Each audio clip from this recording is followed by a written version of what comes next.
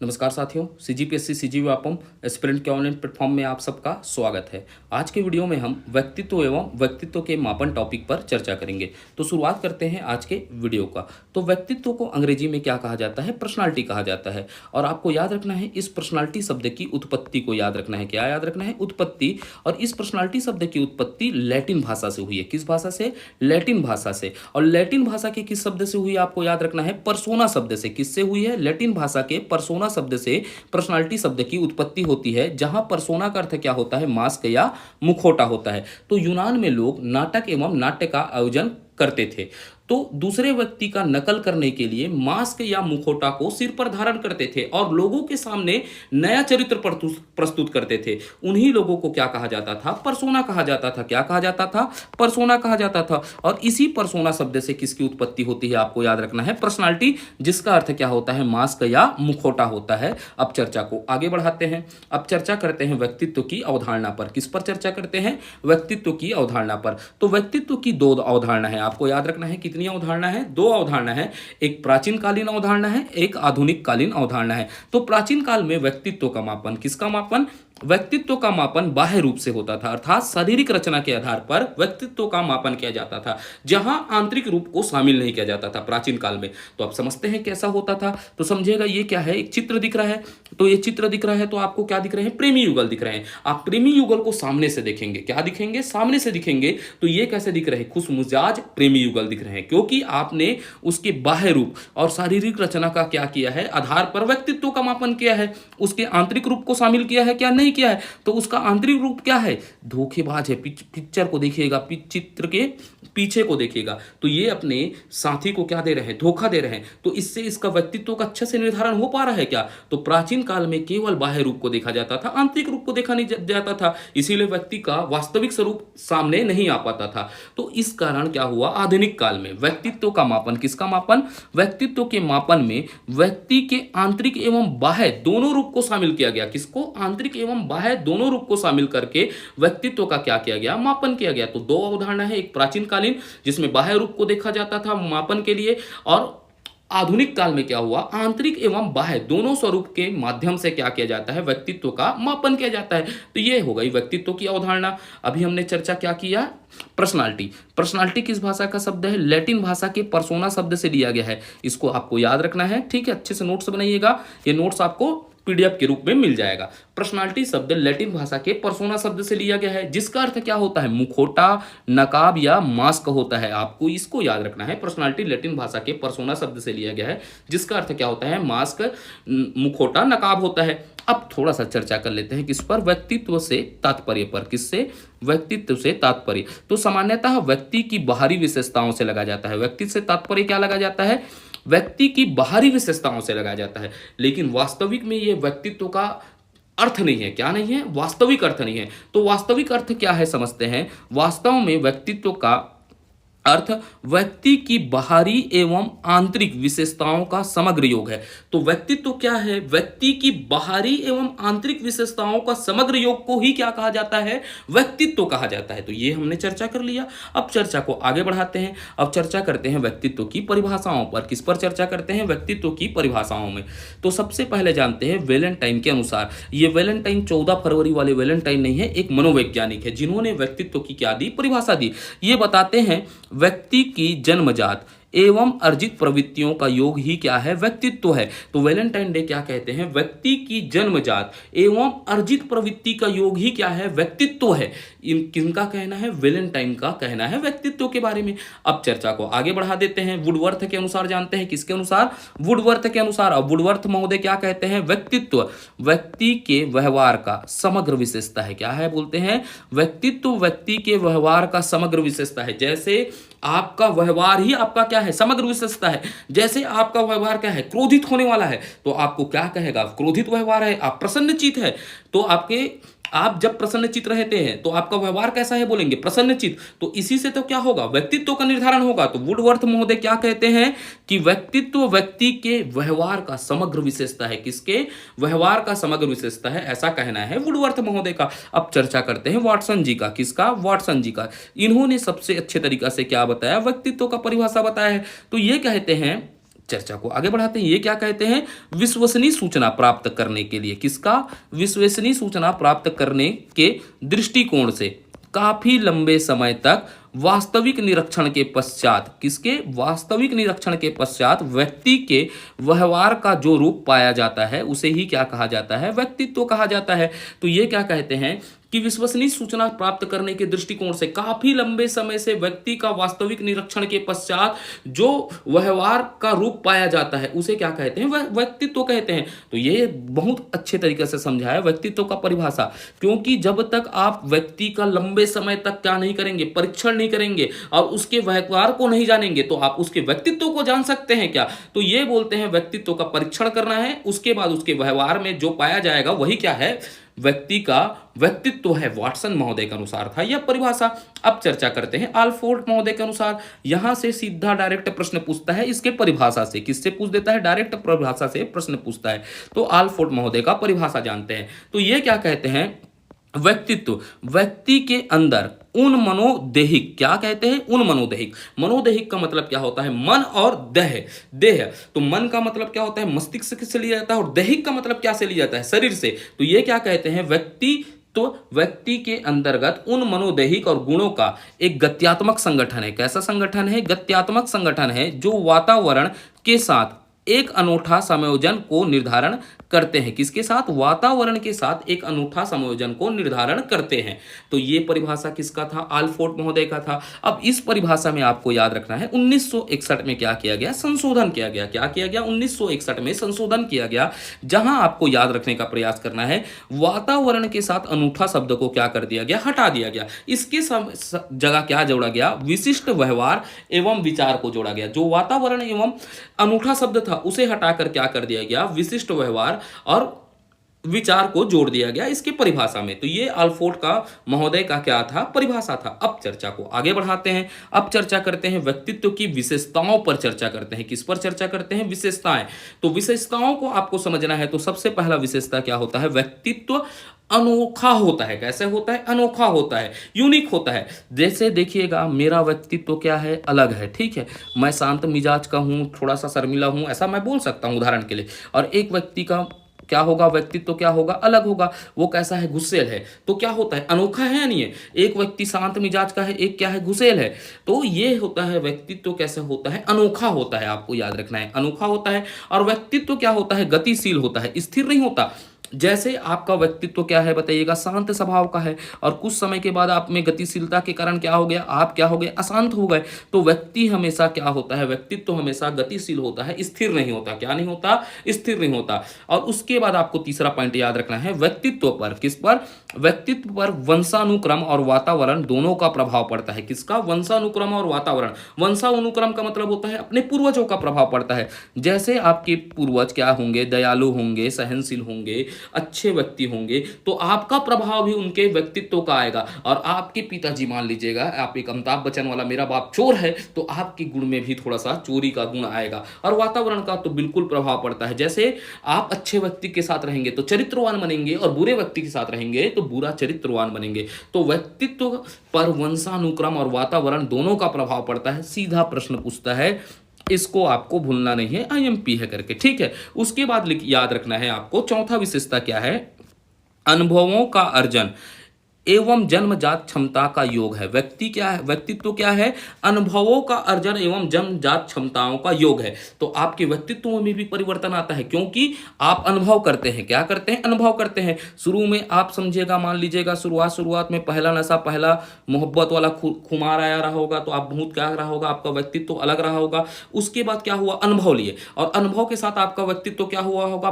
बदलेगा। तो इसीलिए क्या कहा जाता है? अनुभवों का अर्जन एवं जन्मजात क्षमताओं का योग क्या है? व्यक्तित्व है। क्या है? व्यक्तित्व है। अब उसके बाद चर्चा को करते हैं। अगला पांचवा विशेषता देखते हैं। व्यक्तित्व में आत्मचिंतन का गुण पाया जाता है। क्या पाया जाता है? आत्मचेतना का गुण पाया जाता है। इसको याद रखना है। सीधा ये भी प्रश्न पूछता है, व्यक्तित्व में आत्मचेतना का गुण पाया जाता है।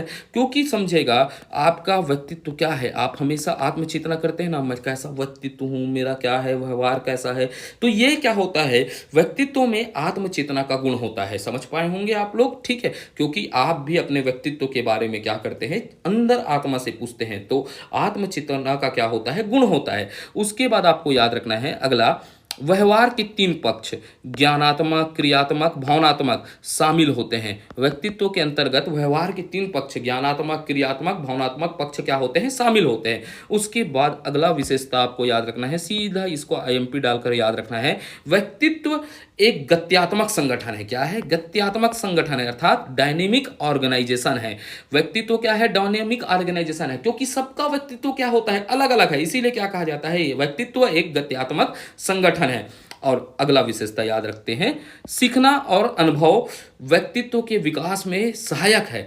क्या है, सीखना और अनुभव व्यक्ति के विकास में क्या है, सहायक है। जैसे आप क्या होगा, आपका व्यक्तित्व विकास होगा, एक बार आप धोखा खाओगे तो क्या कहोगे, प्यार दोबारा ना होगा करके, ठीक है। तो क्या होगा, सीखेंगे तो आपके व्यक्तित्व में क्या आएगा, परिवर्तन आएगा। अनुभव, आपने प्यार में धोखा खाया तो अनुभव लाया, इसके बाद क्या कर रहा है, आपके व्यक्तित्व में क्या होगा, विकास होगा या नहीं होगा। तो इसी को समझना है, सीखना और अनुभव व्यक्ति के विकास में क्या होता है, सहायक होता है। अब इसके बाद आपको अगला विशेषता याद रखना है, व्यक्तित्व ना तो पूर्ण मानसिक है। क्या है, व्यक्तित्व ना पूर्णतः मानसिक है और ना ही पूर्णतः शारीरिक है, यह दोनों पक्षों का मिश्रण है। तो यहां पर आपको क्या तथ्य याद रखना है, व्यक्तित्व पूरे तरीके से मानसिक नहीं होता और ना ही शारीरिक है, दोनों पक्षों का पूर्ण मिश्रण को ही क्या कहा जाता है, व्यक्तित्व कहा जाता है। तो ये हमारा चर्चा हो गया व्यक्तित्व की विशेषताओं पर। अब हम चर्चा करते हैं, सीधा अगले तथ्य पर आते हैं, जहां हम चर्चा करेंगे सबसे पहले हिपोक्रेट्स। किस पर चर्चा करते हैं, हिपोक्रेट्स ने 400 BC में, क्या है, 400 BC में पहला वैज्ञानिक प्रकार सिद्धांत दिया। क्या है, प्रकार सिद्धांत। एक प्रकार सिद्धांत आएगा जिसमें व्यक्तित्व को प्रकार के रूप में बांटेगा। तो आपसे सीधा प्रश्न पूछता है कि पहला वैज्ञानिक प्रकार सिद्धांत या प्रक्रियात्मक, क्या है, प्रकारात्मक सिद्धांत का प्रतिपादन किसने किया। तो आपको आंसर देना है, सीधा याद रखना है, हिपोक्रेट्स ने पहला वैज्ञानिक प्रकार सिद्धांत या प्रकारात्मक सिद्धांत दिया। तो हिपोक्रेट का वर्गीकरण पर दिया था। तो हिपोक्रेट ने क्या किया, वर्गीकरण किया व्यक्तित्व का। अब चर्चा करते हैं, हिपोक्रेट्स के व्यक्तित्व के वर्गीकरण किया है और तो इस पर चर्चा ही करना पड़ेगा। तो इन्होंने 4 प्रकार का व्यक्तित्व का वर्गीकरण किया। कितने प्रकार का, 4 प्रकार का। जहां पहला बताया पीला पित्त, क्या बोलाया, पीला पित्त। उसके बाद क्या बोला, सॉरी इसको आगे बढ़ाते हैं, क्या बोला, पीला पित्त। उसके बाद क्या बोला, काला पित्त। उसके बाद क्या होता है, रक्त अधिक या रुधिर अधिक। और उसके बाद क्या बताया, कफ और श्लेष्म। क्या बताया, क्लास कफ और श्लेष्म बताया। तो ये क्या था, हिपोक्रेट द्वारा व्यक्तित्व का वर्गीकरण किया गया। कितने आधार पर किया गया, 4 आधार पर। एक बोला पीला पित्त, काला पित्त, रुधिर अधिक और यहाँ रक्त अधिक बोला, कफ और श्लेष्म बोला। क्या बोला, श्लेष्म बोला। अब समझते हैं अब ये क्या होगा, कैसा होता है करके। तो जो पीला पित्त, जिसमें पीला पित्त अधिक होता है, जिस व्यक्ति में आपको समझना है हिपोक्रेट्स के अनुसार पीला पित्त अधिक होता है, उसका स्वभाव क्या होता है, चिड़चिड़ा, बेचैन होता है। क्या होता है, बेचैन टाइप से होता है, तुमसे मिलकर बेचैन हूं मैं वाला, ठीक है। तो आपको याद रखना है उसका स्वभाव कैसा होता है, चिड़चिड़ा, बेचैन होता है, ठीक है। बार बार पर चिड़चिड़ाने की क्या होती है, प्रवृत्ति होती है। क्या होता है, बार बार में चिड़चिड़ा जाता है। उसके अंतर क्या होता है, पीला पित्त क्या होता है, अधिक होता है। तो इसका टाइप क्या होगा, गुस्सेल टाइप का व्यक्ति होगा। जिसमें पीला पित्त की अधिकता होगी वह उसका प्रवृत्ति क्या होगा, गुस्सेल होगा। अब काला पित्त जिस पर अधिक होता है, तो ये हिपोक्रेट्स महोदय बताते हैं काला पित्त जिस पर अधिक होगा उसका स्वभाव कैसे होगा, उदास होगा। क्या होगा, उदास, मंदित होगा। कैसे होगा, मंदित होगा। और इसका प्रकार क्या होगा, टाइप्स कैसा होगा, निराशावादी। तो जिस व्यक्ति में काला पित्त अधिक होता है वह कैसा होगा, निराशावादी होगा। ये हिपोक्रेट्स के अनुसार है। उसके बाद जिसमें क्या होता है, रक्त की अधिकता होता है या रुधिर अधिक है, तो उसका स्वभाव कैसा होगा, प्रसन्न होगा, खुशमिजाजी होगा। कैसा होगा, खुशमिजाजी होगा। तो इसका प्रकार क्या होगा, स्वभाव अर्थात इसका प्रकार क्या होगा, आपको याद रखना है, उत्साही और क्या होगा, आशावादी। तो जिस व्यक्ति में रुधिर या रक्त की अधिकता होता है तो उसका प्रकार कैसा होता है, उत्साही और आशावादी होता है। उसके बाद होता है कफ और श्लेष्म। तो इसका स्वभाव कैसे होता है, शांत होता है। जिसमें कफ की क्या होती है, प्रधानता होती है, वो शांत होता है, निष्क्रिय अधिक होता है और विरक्त होता है। इसका प्रकार कैसे होता है, विरक्त प्रकार का होता है, ठीक है, निराशावादी टाइप से होता है, ठीक है। तो ये क्या था, हिपोक्रेट्स के अनुसार व्यक्ति का वर्गीकरण था, 4 आधार पर किए। तो ये बोलते हैं इन 4 द्रव्यों के आधार पर एक द्रव्य की प्रधानता अधिक होती है। क्या होती है, इन 4 द्रव्यों में किसी एक द्रव्य की प्रधानता अधिक होती है जिससे व्यक्ति का स्वभाव निर्धारित होता है। क्या होता है, जिससे व्यक्ति का स्वभाव निर्धारित होता है। जैसे मान लीजिएगा आपके पास पीला रक्त का क्या हो सकता है, पीला पीला द्रव्य की प्रधानता होगी तो आप कैसे हो जाएंगे, गुस्सैल हो जाएंगे। काला हो गया तो आप क्या हो जाएंगे, निराशावादी। तो ये क्या कहते हैं, चार द्रव्यों में से एक प्रकार की द्रव्यों की प्रधानता अधिक होगी जिससे व्यक्ति के स्वभाव का निर्धारण होगा। तो आप समझ लीजिएगा, आप निराशावादी है तो आप काला पित्त किसे क्या है, आपके शरीर में क्या है, काला पित्त द्रव अधिक है। तो आपको क्या करना है, अपने शरीर में आपको अभी विद्यार्थी हॉस्टल वार्डन निकालना है तो आपको याद रखना है आपके शरीर में क्या होना चाहिए, रक्त की अधिकता होनी चाहिए, प्रसन्न और खुशमिजाजी और उत्साही और आशावादी होना पड़ेगा। तो ये हो गया हमारा हिपोक्रेट्स के अनुसार। अब अगला चर्चा करते हैं हम शरीर रचना के आधार पर व्यक्ति का वर्गीकरण पर चर्चा करते हैं। किस पर, शरीर रचना के आधार पर व्यक्ति का वर्गीकरण पर चर्चा करते हैं। तो इसे दो मनोवैज्ञानिक ने किया था, एक सेल्डन और एक क्या है, क्रेस्मर के द्वारा किया गया है। किसके द्वारा, क्रेस्मर के द्वारा। शरीर रचना के आधार पर व्यक्ति का वर्गीकरण किसके द्वारा किया गया है, सेल्डन और क्रेस्मर नामक मनोवैज्ञानिक के द्वारा किया गया है। दो मनोवैज्ञानिक है जो शरीर रचना के आधार पर व्यक्ति का क्या करते हैं, वर्गीकरण करते हैं। तो सबसे पहले हम समझ लेते हैं क्रेस्मर के अनुसार चर्चा कर लेते हैं। तो जर्मन मनोवैज्ञानिक, किसने, जर्मन मनोवैज्ञानिक क्रेस्मर ने व्यक्ति का वर्गीकरण किया। किसका, व्यक्ति का वर्गीकरण किया। कितने प्रकार का बताया, आपको याद रखना है, 4 प्रकार का वर्गीकरण किया है और कहीं कहीं आपको 3 देखने मिलेगा तो आप इसको नहीं लेना है। तो क्रेस्मर ने वर्गीकरण कितने प्रकार का किया, 4 प्रकार के व्यक्ति का वर्गीकरण कहा। जहां बताया एक पिकनिक प्रकार का होता है। क्या होता है, पिकनिक। अरे पिकनिक मतलब वही पिकनिक जाने वाला प्रकार का होता है करके बता दिया। उसके बाद क्या बोला, एस्थेनिक प्रकार का होता है। उसके बाद बोला एथलेटिक प्रकार का होता है। उसके बाद बताता है डिस्प्लास्टिक प्रकार का होता है।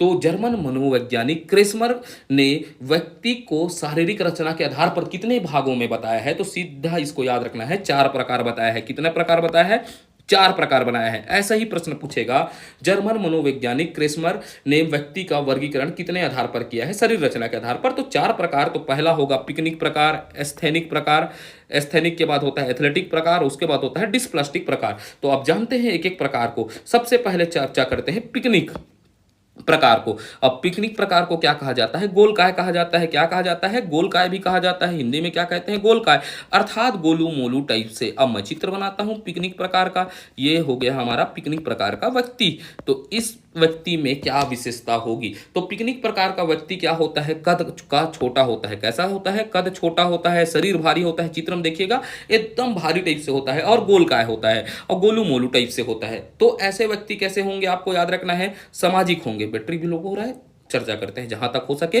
तो इसका कद क्या होगा, छोटा होगा, शरीर भारी होगा, गोलकाय होगा। ऐसे व्यक्ति कैसे होते हैं, सामाजिक। आप समझिएगा, जो मोटे कटके रहते हैं एकदम सामाजिक रहते हैं। अब मोटा है तो भाई याद रखना है, पिकनिक वाले व्यक्ति क्या होंगे, पिकनिक जाएंगे तो खाने पीने के क्या होंगे, शौकीन होंगे। क्या होंगे, शौकीन होंगे खाने पीने के। और खाएंगे पिएंगे तो दबाकर क्या होंगे, खुशमिजाजी होंगे। कैसे होंगे, खुशमिजाजी होते हैं। अब उसके बाद खाएंगे पिएंगे, खुशमिजाजी है तो लोगों में क्या होंगे, लोकप्रिय होंगे। कैसे होंगे, लोकप्रिय होते हैं और बहुमुखी होते हैं। और खाने के बाद डट के क्या करते हैं, आराम तलब करते हैं। तो आराम तलब प्रकार के होंगे। तो पिकनिक व्यक्ति क्या होते हैं, समझेगा। पिकनिक प्रकार क्या है, कद का छोटा, शरीर भारी, गोलकाय होते हैं। और ऐसे व्यक्ति सामाजिक होते हैं, खाने पीने के शौकीन होते हैं, खुशमिजाजी होते हैं, लोकप्रिय होते हैं, बहुमुखी होते हैं और आराम तलब होते हैं। तो आप अपना प्रकार देखिएगा कि आप पिकनिक प्रकार के हैं या किस प्रकार के हैं, इसको कमेंट करके बताना है। बिल्कुल ठीक है। तो मैं तो इस प्रकार का थोड़ा थोड़ा हूं, आप कैसे हैं आपको बताना है। फिर चर्चा करते हैं एस्थेनिक प्रकार। कैसा, एस्थेनिक प्रकार का होता है। इसे क्या कहा जाता है, हिंदी में लंबकाय कहा जाता है। एस्थेनिक किसका बोल रहा हूं, एस्थेनिक प्रकार को लंबकाय कहा जाता है। इसकी शारीरिक विशेषता क्या होती है, देखते हैं।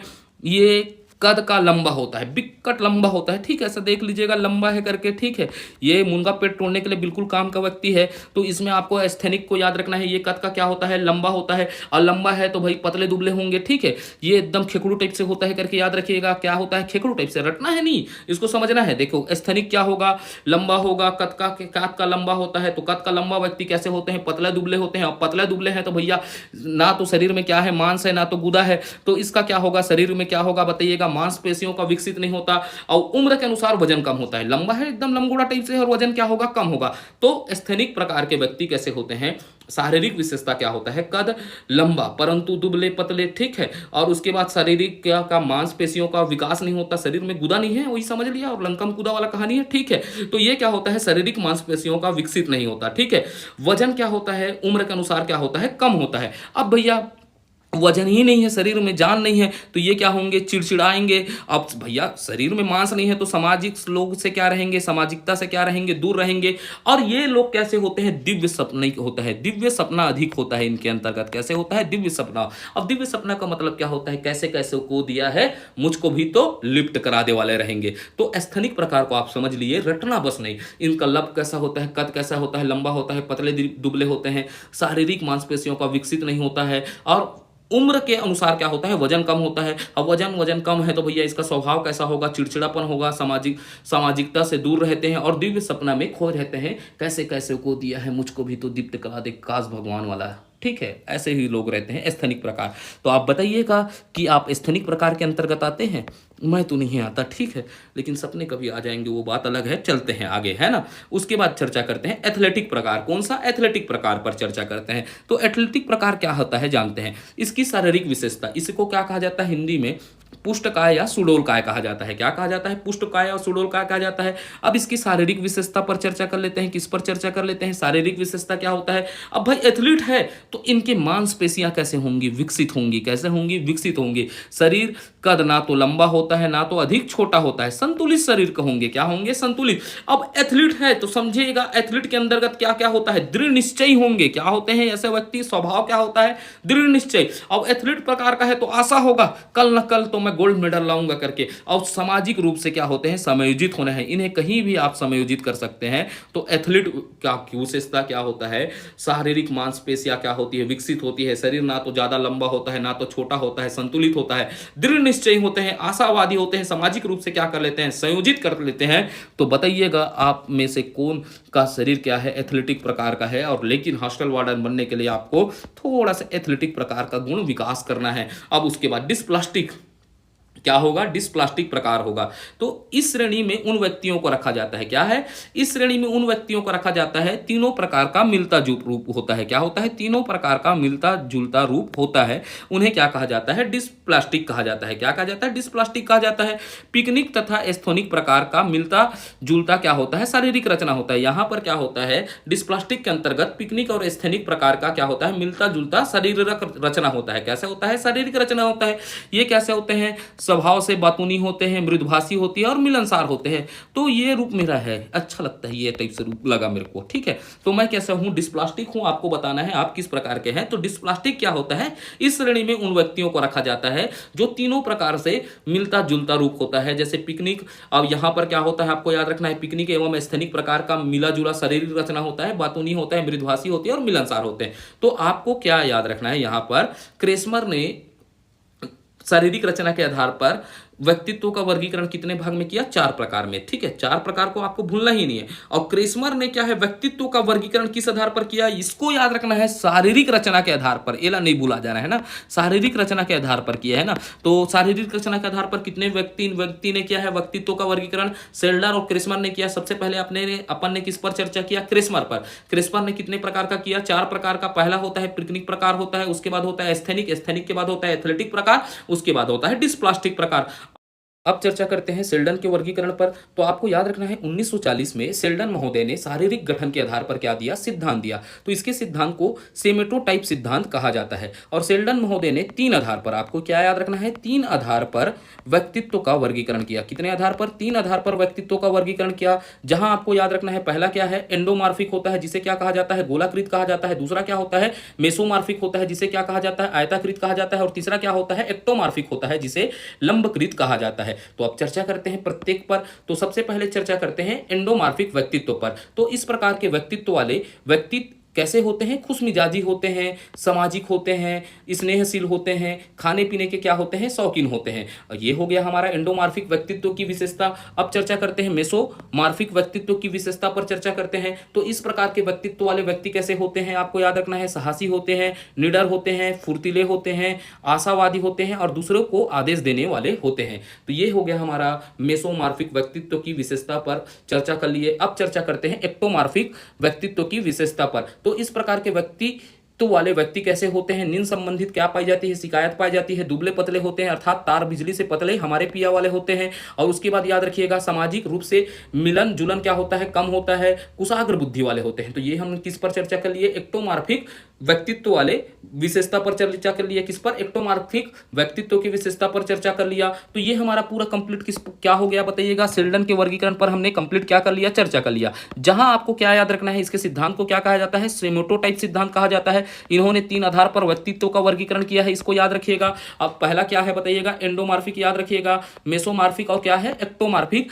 प्रकार से व्यक्तित्व का वर्गीकरण किया शेल्डन महोदय ने। इतना ही आपको याद रखना है इस पर। अब चर्चा को आगे बढ़ाते हैं और चर्चा करते हैं अगले व्यक्तित्व के प्रकार पर, जहां हम चर्चा करेंगे युंग का व्यक्ति वर्गीकरण पर। किस पर, युंग का व्यक्तित्व वर्गीकरण पर क्या करेंगे, चर्चा करेंगे। कभी कभी युंग नहीं देता तो क्या दे देता है, जुंग देता है। क्या देता है, जुंग देता है। तो सबसे पहले आपको याद रखना है, युंग फ्रायड के शिष्य थे। किसके शिष्य थे, फ्रायड के, सिगमंड फ्रायड के शिष्य थे। अब ये क्या माने जाते हैं, नौ फ्रायडवादी माने जाते हैं। युंग महोदय क्या माने जाते हैं, नौ फ्रायडवादी माने जाते हैं। उसके बाद आपको याद रखिएगा, युंग ने 1923 में साइकोलॉजिकल टाइप्स में, किसमें, साइकोलॉजिकल टाइप्स नामक पुस्तक में व्यक्तित्व का वर्गीकरण किया है। किसका वर्गीकरण किया, व्यक्तित्व का वर्गीकरण किया। इसके बाद आपको याद रखना है, युंग ने व्यक्तित्व का वर्गीकरण सामाजिक दृष्टिकोण एवं मनोवैज्ञानिक आधार पर किया है। इसको आपको नहीं भूलना है कि युंग महोदय ने व्यक्तित्व का वर्गीकरण किस आधार से किया है, सामाजिक दृष्टिकोण एवं मनोवैज्ञानिक आधार से किया है। अब चर्चा को आगे बढ़ाते हैं, थोड़ा गहनता से आपको क्या करना है, सोचना है। यहां आपको सबसे पहले याद रखना है कि युंग महोदय ने 3 आधार पर, कितने आधार पर याद रखिएगा, 3 आधार पर व्यक्तित्व का वर्गीकरण किया है। कितने आधार पर, 3 आधार पर व्यक्तित्व का वर्गीकरण किया है। हाँ, इसको याद रखना है आप। उसके बाद याद रखना है कि युंग महोदय ने मूल रूप से, कितने रूप से, मूल रूप से प्रश्न पूछेगा तो मूल रूप से 2 आधार पर, कितने आधार पर, 2 आधार पर व्यक्तित्व का वर्गीकरण किया है। यहां से आपको प्रश्नों की प्रवृत्ति पर ध्यान रखना है। मैं पहला प्रश्न को क्या बोल रहा हूं कि युंग ने व्यक्तित्व का कितना प्रकार बताया है, तो 3 प्रकार बताया है। कितना प्रकार बताया है, आंसर आपको क्या देना है, 3 प्रकार देना है। और वहीं आपसे प्रश्न पूछ दिया, युंग महोदय ने मूल रूप से व्यक्तित्व का कितना प्रकार बताया है या कितने प्रकार में वर्गीकरण किया है, तो आपको आंसर क्या देना है, 2 प्रकार में वर्गीकरण देना है। इसका आंसर क्या देना है, 2 प्रकार। क्योंकि युंग महोदय ने अंतर्मुखी और बहिर्मुखी व्यक्तित्व को बताया है। व्यक्तित्व कितने प्रकार का बताया, 2 प्रकार का व्यक्तित्व बताया था, अंतर्मुखी और बहिर्मुखी व्यक्तित्व बताया था। कि बाद में क्या आपको याद रखना है, बाद में क्या जोड़ा गया, आपको उभयमुखी जोड़ा गया। किसमें, उभयमुखी जोड़ा गया युंग के व्यक्तित्व में। तो युंग ने मूल रूप से व्यक्तित्व को कितने प्रकार से बताया था, 2 प्रकार से बताया था, अंतर्मुखी और बहिर्मुखी। बाद में जोड़ा गया उभयमुखी। तो इसलिए आपको क्या प्रश्न बनता है, आपको याद रखना है कि व्यक्तित्व का प्रकार कितना प्रकार बताया है, 3 प्रकार बताया है। सीधा पूछा व्यक्तित्व का प्रकार कितना बताया है, तो 3 प्रकार। और मूल रूप से पूछेगा तो आपको आंसर क्या देना है, 2 प्रकार बताना है। इन्होंने मूल रूप से क्या बताया है, अंतर्मुखी और क्या बताया है, बहिर्मुखी। थोड़ा सा दिमाग लगाकर यहां से आपको चलना है। तो चर्चा को आगे बढ़ाते हैं। तो ये सब तथ्य कहां दिए हैं, हेराल्ड पब्लिकेशन के बुक में दिए हैं, जो अच्छे माने जाते हैं मनोविज्ञान के लिए। अब चर्चा करते हैं युंग के किस पर, व्यक्ति के प्रकार पर चर्चा करते हैं। सबसे पहले चर्चा करते हैं अंतर्मुखी, किस पर चर्चा करते हैं, अंतर्मुखी व्यक्तित्व पर। तो अंतर्मुखी व्यक्तित्व वाले व्यक्ति कैसे होते हैं, अकेलापन पसंद करते हैं। आपको याद रखना है क्या करते हैं, अकेलापन पसंद करते हैं। उसके बाद क्या होता है, आत्मकेंद्रिता का गुण पाया जाता है। किसमें, अंतर्मुखी व्यक्तित्व वाले व्यक्ति में आत्मकेंद्रिता का गुण पाया जाता है। उसके बाद याद रखिएगा, ऐसे लोग रूढ़िवादी होते हैं। कैसे होते हैं, रूढ़िवादी होते हैं तथा पुराने रीति रिवाजों और नियमों का क्या करते हैं, आदर करते हैं। उसके बाद आपको याद रखना है, इस प्रकार के व्यक्तित्व वाले व्यक्ति कैसे होते हैं, संकोच होते हैं, अध्ययनशील होते हैं, आत्मचिंतन का गुण पाया जाता है। सबसे बड़ी विशेषता क्या होती है, अंतर्मुखी व्यक्तित्व वाले में आत्मचिंतन का गुण पाया जाता है। और इसके अंतर्गत कौन आता है, गणितज्ञ आता है, वैज्ञानिक आते हैं और दार्शनिक आते हैं। ये सब कैसे हैं, अंतर्मुखी व्यक्तित्व वाले व्यक्ति होते हैं। उसके बाद हम चर्चा करते हैं बहिर्मुखी पर। तो बहिर्मुखी क्या होता है, अंतर्मुखी का विपरीत होता है। क्या होता है, अंतर्मुखी का विपरीत होता है। तो जानते हैं इस प्रकार के व्यक्तित्व वाले कैसे होते हैं करके। तो इस प्रकार के व्यक्तित्व वाले व्यक्ति कैसे होते हैं, आशावादी होते हैं। बहिर्मुखी व्यक्तित्व वाले व्यक्ति कैसे होते हैं, आशावादी होते हैं, लोगों से मिलना जुलना क्या करते हैं, पसंद करते हैं। और ऐसे लोग क्या होते हैं, सामाजिक कार्यों में क्या लेते हैं, रुचि लेते हैं। बहिर्मुखी व्यक्तित्व वाले व्यक्ति कैसे होते हैं, सामाजिक कार्यों में रुचि लेते हैं, यथार्थ में अधिक एवं आदर्शवाद में कम विश्वास रखते हैं। इस प्रकार के व्यक्तित्व वाले व्यक्ति कैसे होते हैं, यथार्थ में अधिक विश्वास रखेंगे, आदर्शवाद में कम विश्वास रखते हैं। और इसकी विशेषता क्या होती है, अधिक वचाल होते हैं, निडर होते हैं, साहसी होते हैं, लोकप्रिय होते हैं और क्या होते हैं, व्यवहार कुशल होते हैं। कैसे होते हैं, व्यवहार कुशल होते हैं। तो इसके अंतर्गत कौन से आते हैं, याद रखिएगा, राजा, नेता, क्रांतिकारी, आंदोलनकारी। कौन, आंदोलनकारी। तो ये सब कैसे होते हैं, बहिर्मुखी व्यक्तित्व वाले होते हैं। कैसे होते हैं, बहिर्मुखी व्यक्तित्व वाले होते हैं करके आपको याद रखना है। उसके बाद आपको याद रखना है उभयमुखी पर चर्चा करते हैं। तो उभयमुखी आपको याद रखना है, युंग के व्यक्तित्व सिद्धांत में कब जोड़ा गया? बाद में जोड़ा गया। कब जोड़ा गया? बाद में जोड़ा गया। अब पर्टिकुलर आपसे पूछेगा उभयमुखी व्यक्तित्व का सिद्धांत किसने दिया, तो आपको याद रखना है आइजेनिक ने दिया। किसने दिया? आइजेनिक ने व्यक्तित्व का प्रकार बताया। उभयमुखी प्रकार को किसने बताया? आइजेनिक ने बताया। अब ये उभयमुखी क्या होता है, इस पर चर्चा करते हैं। उभयमुखी व्यक्तित्व कैसा होता है? तो ऐसे व्यक्तित्व में आपको याद रखिएगा अंतर्मुखी और दोनों का क्या होता है? मिश्रण होता है। जो उभयमुखी व्यक्तित्व होता है, जहां अंतर्मुखी और बहिर्मुखी व्यक्तित्व का क्या पाया जाता है? गुण पाया जाता है। अब ये क्या होता है? एक परिस्थिति में बहिर्मुखी के रूप में व्यवहार करते हैं और दूसरे परिस्थिति में अंतर्मुखी के समान क्या करते हैं? व्यवहार करते हैं। उसे क्या कहा जाता है? उभयमुखी व्यक्तित्व कहा जाता है। तो उभयमुखी व्यक्तित्व में आपको याद रखना है कि इसमें अंतर्मुखी और बहिर्मुखी व्यक्तित्व का क्या पाया जाता है? गुण पाया जाता है। तो ये चर्चा समाप्त होता है हमारा युंग महोदय के व्यक्तित्व पर। किस पर? युंग महोदय के व्यक्तित्व वर्गीकरण पर ये चर्चा क्या करते हैं? समाप्त करते हैं। यहां पर आपको नोट डालकर याद रखना है। क्या डालकर याद रखना है? नोट डालकर याद रखना है। तो मैं नीचे में डाल दिया हूं, ये तो आपको पीडीएफ मिल जाएगा आपको। तो यहां पर मैंने नोट डाल दिया है कि आपको क्या याद रखना है कि युंग महोदय के व्यक्तित्व का कितना प्रकार है? याद रखिएगा 3 प्रकार है। कितना प्रकार है? 3 प्रकार है। जब प्रकार पूछेगा तो आपको आंसर क्या देना है? 3 प्रकार देना है। क्या देना है? 3 प्रकार। और मूल प्रकार पूछेगा तो आपको आंसर क्या देना है? युंग महोदय ने व्यक्तित्व का मूल प्रकार कितना है? 2 प्रकार होता है। पहला क्या होता है? अंतर्मुखी और दूसरा क्या होता है? बहिर्मुखी होता है। क्या होता है? बहिर्मुखी। क्योंकि बाद में जोड़ा गया था। किसको जोड़ा गया है? आपको याद रखना है उभयमुखी को। किसको आपको याद रखना है? उभयमुखी को क्या किया गया है? बाद में जोड़ा गया है। इसीलिए मूल रूप से पूछेगा तो आपको क्या देना है? आंसर 2 देना है। और मूल रूप से नहीं पूछा तो व्यक्तित्व का प्रकार कितना बताना है? 3 प्रकार बताना है। अब यहां से एक और प्रश्न पूछता है उभयमुखी क्या होता है? जहां अंतर्मुखी और क्या होता है? बहिर्मुखी का गुण पाया जाता है, उसे उभयमुखी कहा जाता है। ये चर्चा को हम समाप्त करते हैं। यहां पर थोड़ा सा संभल कर आपको आंसर देना है और प्रश्नों को अच्छे से पढ़िएगा। जब इसका आंसर देंगे तो आप अच्छे से प्रश्नों को पढ़िएगा। अब चर्चा करते हैं मूल्य दृष्टि के आधार पर। किसके आधार पर? मूल्य दृष्टि के आधार पर व्यक्तित्व के सिद्धांत पर चर्चा करते हैं। किसके आधार पर? मूल्य दृष्टि के आधार पर व्यक्तित्व का सिद्धांत। इसे किसने दिया है? स्प्रिंजर ने। आपको याद रखना है इस सिद्धांत को किसने दिया है? स्प्रिंजर ने दिया है। इन्होंने 6 प्रकार बताया है व्यक्तित्व का। कितना प्रकार बताया है? 6 प्रकार। पहला क्या बताया है? राजनीतिक प्रकार का व्यक्तित्व होता है, आर्थिक प्रकार का व्यक्तित्व होता है, उसके बाद क्या होता है? सामाजिक व्यक्तित्व होता है, वैचारिक एवं सैद्धांतिक व्यक्तित्व होता है, धार्मिक व्यक्तित्व होता है और क्या होता है? सौंदर्य प्रेमी व्यक्तित्व होता है। तो स्प्रिंजर महोदय ने, किसने? स्प्रिंजर महोदय ने 6 प्रकार का व्यक्तित्व बताया है। कितने प्रकार का? 6 प्रकार का व्यक्तित्व बताया है। आपको याद रखना है। तो राजनीतिक व्यक्तित्व के अंतर्गत क्या होता है? कौन व्यक्ति आएंगे? राजनेता आएगा। किसका व्यक्तित्व राजनीतिक व्यक्तित्व होता है? राजनेता का होता है। आर्थिक व्यक्तित्व के अंतर्गत कौन व्यक्ति आएंगे? समझेगा, व्यापारी और दुकानदार आएंगे। और सामाजिक व्यक्तित्व के अंतर्गत किस प्रकार के व्यक्ति आएंगे? समाज सुधारक और नेता आएंगे। विचारक और सैद्धांतिक व्यक्ति के अंतर्गत कौन आएगा? भाई जो विचार करता है और सिद्धांतों का पालन करता है, दार्शनिक होता है, वो उसके अंतर्गत किसके अंतर्गत इस प्रकार का व्यक्तित्व होगा? दार्शनिक के अंतर्गत होगा, वैज्ञानिक के अंतर्गत होगा, अनुसंधानकर्ता के अंतर्गत क्या होगा? वैचारिक एवं सैद्धांतिक व्यक्तित्व पाया जाएगा। और धार्मिक व्यक्तित्व किसके अंतर्गत पाया जाएगा? जो धर्म कर्म का काम करता है। तो पंडित जी हो गए, महाराज जी हो गए, पुजारी हो गए, इनके अंतर्गत क्या व्यक्तित्व पाया जाएगा? धार्मिक व्यक्तित्व पाया जाएगा। और सौंदर्य प्रेमी व्यक्तित्व किसके अंतर्गत पाया जाता है? चित्रकार, क्योंकि ये सौंदर्य चित्रकार का क्या बनाते हैं? चित्रकला बनाते हैं। कलाकार के अंतर्गत पाया जाएगा, मूर्तिकार के अंतर्गत पाया जाएगा। तो मूल्य दृष्टि के आधार पर व्यक्तित्व का सिद्धांत किसने दिया? स्प्रिंजर ने दिया। आपको याद क्या रखना है? स्प्रिंजर ने क्या दिया है? व्यक्तित्व का सिद्धांत दिया है मूल्य दृष्टिकोण से, जिन्होंने 6 प्रकार का व्यक्ति बताया है। तो आप याद रख सकते हैं स्प्रिंजर के 6 व्यक्तित्वों के प्रकार को याद रखने का प्रयास करिएगा। अब चर्चा को आगे बढ़ाते हैं। अब चर्चा करते हैं फ्रीडमैन एंड रोजरमैन का वर्गीकरण। किसका चर्चा करते हैं? फ्रीडमैन एंड रोजरमैन का व्यक्तित्व का वर्गीकरण पर चर्चा करते हैं। तो इन्होंने 2 आधार पर व्यक्तित्व का वर्गीकरण किया है। कितने आधार पर किया है? 2 आधार पर व्यक्तित्व का वर्गीकरण किया है। एक को बताया है इन्होंने टाइप ए और एक बताया है टाइप बी। तो आपको याद रखना है फ्रीडमैन और रोजरमैन ने व्यक्तित्व का वर्गीकरण कितने आधार पर किया है? 2 आधार पर। एक टाइप ए और एक बताया है टाइप बी बताया है। तो टाइप ए के अंतर्गत ये बताते हैं, इसके अंतर्गत क्या आते हैं? ऐसे व्यक्तित्व वाले व्यक्ति आते हैं जो क्या होते हैं? अशांत होते हैं, अधीर होते हैं। कैसे होते हैं? अधीर होते हैं। तो टाइप ए व्यक्तित्व में वे व्यक्ति आते हैं जो अशांत होते हैं, अधीर होते हैं। जैसे आप समझिएगा, अभी आपके सामने क्या है? हॉस्टल वार्डन का एग्जाम है। आप क्या हो गए? अशांत है, अधीर है। तो आप क्या है? टाइप ए व्यक्तित्व के व्यक्ति हैं और आप अधीर होंगे, शांत हो अशांत हो जाएंगे, हाय हाय करेंगे तो बीपी बढ़ जाएगा। क्या हो जाएगा? बीपी बढ़ जाएगा। तो आप क्या हो जाएंगे? संवेदनशील हो जाएंगे। याद रखिएगा, क्रोनिक हार्ट डिसीज के लिए। तो टाइप ए व्यक्ति क्या होते हैं? संवेदनशील होते हैं क्रोनिक हार्ट डिसीज के लिए, क्योंकि इस प्रकार के व्यक्तित्व वाले व्यक्ति कैसे होते हैं? अशांत होते हैं, अधीर होते हैं, हड़बड़ा जाते हैं और हड़बड़ी मारे क्या हो जाता है? बीपी बढ़ जाता है। तो ये संवेदनशील होंगे किसके लिए? क्रोनिक हार्ट डिसीज के लिए। तो आपको टाइप ए प्रकार का व्यक्ति नहीं बनना है, नहीं तो हॉस्टल वार्डन पेपर से पहले आप हार्ट हार्ट अटैक में पुतले मर जाएंगे, ठीक है। अभी आपने सुना है ना, क्या है, आपने कौन सा कोविशील्ड वैक्सीन लगाया है, इस कारण और हार्ट अटैक आने की संभावना क्या है, ज्यादा है। तो आप निश्चिंत रहिए कि आपका पेपर क्या होने वाला है, निकलने वाला है, ठीक है। ऐसा सोचना है। अब टाइप बी क्या होता है जानते हैं, टाइप बी के प्रकार क्या होता है समझते हैं। इस प्रकार के व्यक्ति कैसे होते हैं, शांत होते हैं,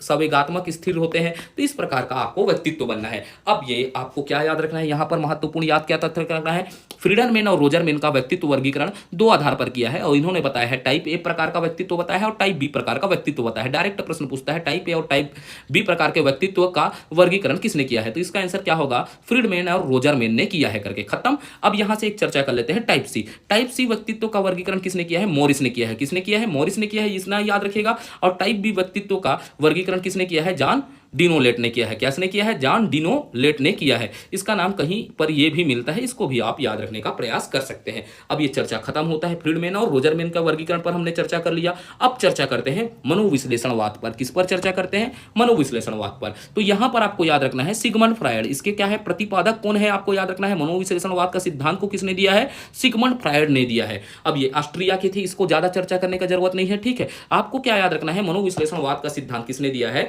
सिगमंड फ्रायड महोदय ने दिया है। इन्होंने मन का विश्लेषण किया, क्या किया, इन्होंने मन का विश्लेषण कर क्या दिया, सिद्धांत दिया। क्या दिया, सिद्धांत दिया। इसी को क्या कहा जाता है, मनोविश्लेषणवाद कहा जाता है। क्या कहा जाता है, इसी को ही क्या कहा जाता है, मनोविश्लेषणवाद कहा जाता है। अब चर्चा को आगे बढ़ाते हैं, क्या करते हैं, चर्चा को आगे बढ़ाते हैं। इन्होंने मन का कितना स्तर बताया है, आपको याद रखना है, 3 स्तर बताया है। क्या बताया है, 3 स्तर बताया है मन का। आपको सीधा याद रखना है, मनोविश्लेषणवाद में सिगमंड फ्रायड ने मन का कितना स्तर बताया है, 3 स्तर बताया है। और इसने मन का तुलना, किसका, मन के स्तरों का तुलना किससे किया है, तैरते हुए बर्फ से किया है। किससे किया है, आपको याद रखना है, इन्होंने मन की तुलना तैरते हुए बर्फ से की है। अब देखिएगा, जो ये तैरता हुआ बर्फ है पानी में, जो बर्फ पानी के अंदर है, किसके अंतर्गत है, पानी के अंतर्गत है, उसे क्या कहा है, अचेतन मन कहा है। क्या कहा है, अचेतन मन। अर्थात इसने तैरते हुए बर्फ से मन की तुलना की है। जो बर्फ पानी के अंदर है उसे क्या कहा है, दिख रहा है, ये बर्फ डूबा हुआ है तो ये क्या है, अचेतन मन है, सॉरी।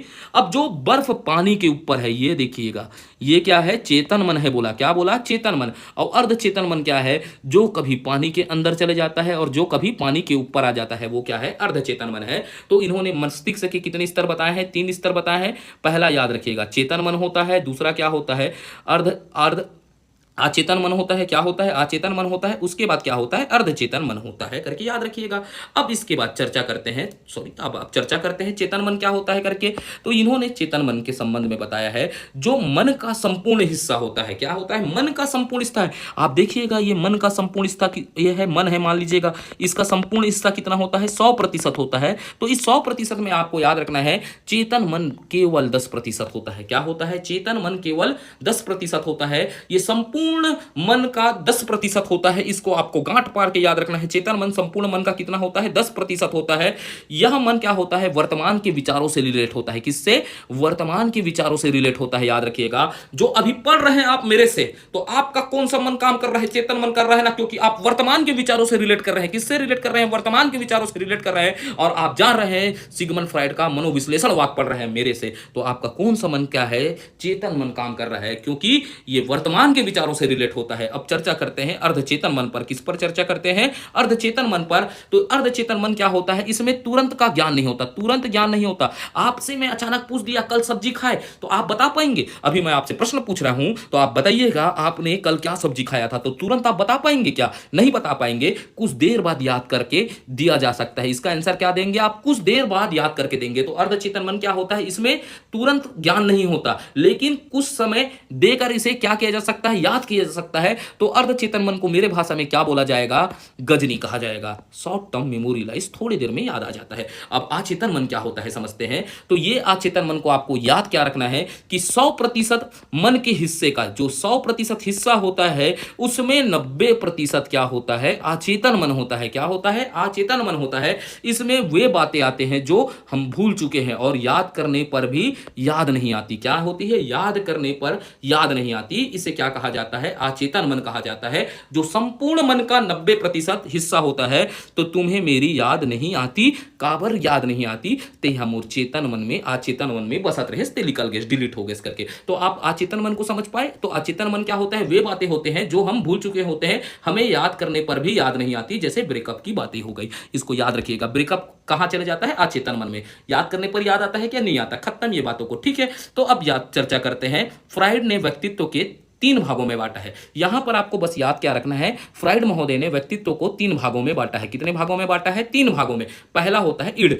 ईड का मतलब क्या होता है? इदम होता है, याद रखिएगा। पहला व्यक्तित्व का प्रकार क्या है फ्राइड महोदय के आधार से? ईड। ईड का मतलब क्या होता है? इदम। उसके बाद होता है ईगो। ईगो का मतलब क्या होता है? अहम होता है। क्या होता है? ईगो का मतलब होता है, दूसरा प्रकार होता है अहम होता है। उसके बाद आपको याद रखना है तीसरा होता है परम अहम। इसी को क्या कहा जाता है? सुपर ईगो कहा जाता है। क्या कहा जाता है? सुपर ईगो कहा जाता है। अब चर्चा कर देते हैं, थोड़ा थोड़ा चर्चा करेंगे, गहन चर्चा नहीं करेंगे। तो इदम क्या होता है आपको याद रखना है। इदम क्या होता है?